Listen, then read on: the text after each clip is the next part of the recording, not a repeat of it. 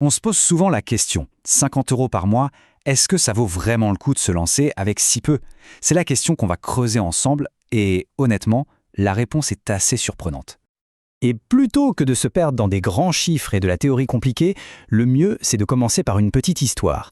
Une histoire toute simple, mais on va voir qu'elle est bien plus parlante que n'importe quel long discours. Alors imaginez deux jumeaux, Anna et Alexandre. Ils ont tout pareil, même parcours, même revenu, bref, même point de départ. La seule différence, c'est ce qu'ils font avec 50 € chaque mois. Anna, dès ses 20 ans, elle décide d'investir cette somme, systématiquement. Alexandre, lui, est plus prudent. Il se dit qu'il attendra le bon moment ou d'avoir un plus gros capital, donc en attendant, il met ses 50 € sur un livret d'épargne classique. Ok, avance rapide. On fait un bond de 25 ans dans le futur. Les jumeaux ont maintenant 45 ans. Et là, l'écart est juste incroyable. Anna se retrouve avec un patrimoine de plus de 155 000 €. Et Alexandre, avec exactement le même effort, le même argent mis de côté, il a à peine 66 000 €. Ça fait un trou de presque 100 000 €. Mais comment c'est possible? La réponse tient en deux mots. Les intérêts composés. Certains appellent ça la 8e merveille du monde. Et c'est pas pour rien. L'image de la boule de neige qui dévale une pente, elle est parfaite. Au début, c'est tout petit. Mais en roulant, elle attrape de plus en plus de neige. Et plus elle devient grosse, plus elle grossit vite. Pour l'argent, c'est pareil. Les gains qu'on génèrent eux-mêmes des gains. Et c'est ça qui crée une croissance exponentielle. Bon, maintenant qu'on a vu le pourquoi c'est si puissant, il est temps de passer au comment. Alors voilà le plan. On va d'abord parler du pouvoir du temps. Ensuite, on verra quelle stratégie adopter. Et petite confidence, la meilleure est souvent la plus simple. Puis, on choisira le bon compte pour investir. Après ça, on passera à l'action, avec des étapes très concrètes. Et pour finir, on parlera de l'ingrédient le plus important de tous, la patience. Alors, premier point, et c'est le plus important, le temps.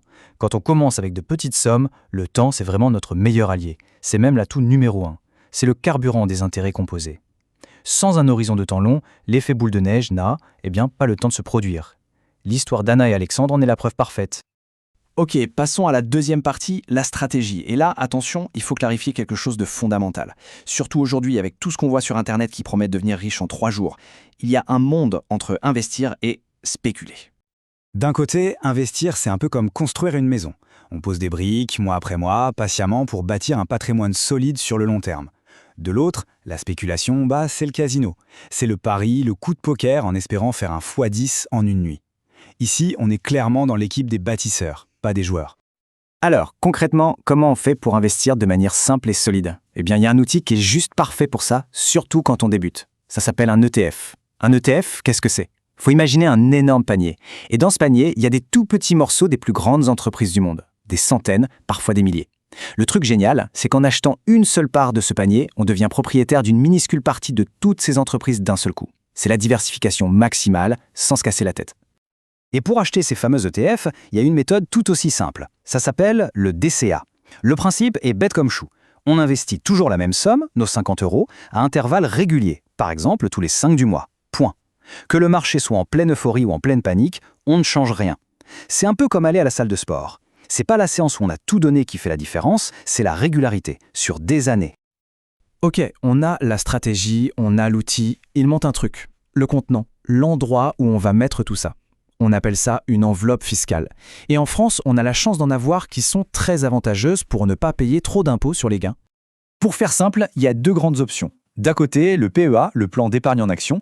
Lui, il est vraiment top pour investir en actions et en ETF, et sa fiscalité devient super intéressante au bout de 5 ans seulement. De l'autre, l'assurance vie. C'est un peu un couteau suisse, on peut y mettre plus de choses. Par contre, pour les avantages fiscaux, il faut attendre 8 ans. Franchement, pour une stratégie simple comme la nôtre, basée sur les ETF, le PEA est souvent le choix le plus logique pour démarrer. Bon, allez, assez de blabla, on a vu la théorie, maintenant on passe à la pratique. Concrètement, on fait quoi? Quelles sont les étapes? Et on va voir, c'est vraiment pas sorcier. En fait, ça se résume à 3 petites étapes. D'abord, 1, on ouvre un PEA chez un courtier en ligne qui ne prend pas beaucoup de frais. C'est hyper important les frais. Étape 2, on choisit un seul ETF. Pas besoin de plus. Un ETF bien large, bien diversifié, comme un qui suit l'indice MSCI World. Et enfin, étape 3, la plus cruciale de toutes, on met en place un virement automatique. 50 € tous les mois. C'est le principe de se payer en premier. Voilà, on a la technique, les outils, le plan d'action. On pourrait croire que le plus dur est fait.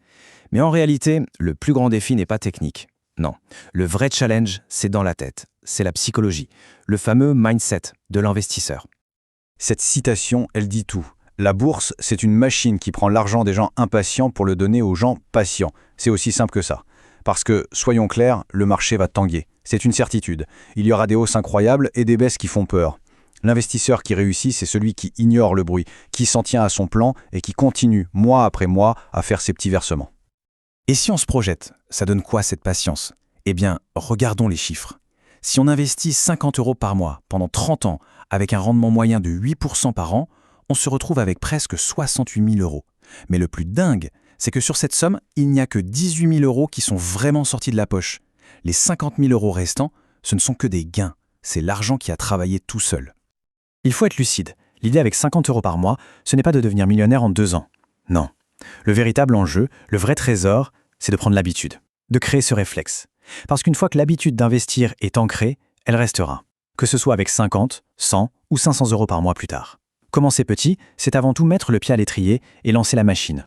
Il y a un vieux proverbe qui dit ça. Le meilleur moment pour planter un arbre, c'était il y a 20 ans. On a tous ce petit regret « Ah, si seulement j'avais commencé plus tôt ». Mais on ne peut pas remonter le temps. Heureusement, le proverbe ne s'arrête pas là. Il dit « Le deuxième meilleur moment, c'est… » Aujourd'hui, parce que la plus grande erreur en investissement, finalement, ce n'est pas de commencer avec une petite somme, c'est de repousser encore et de ne jamais commencer.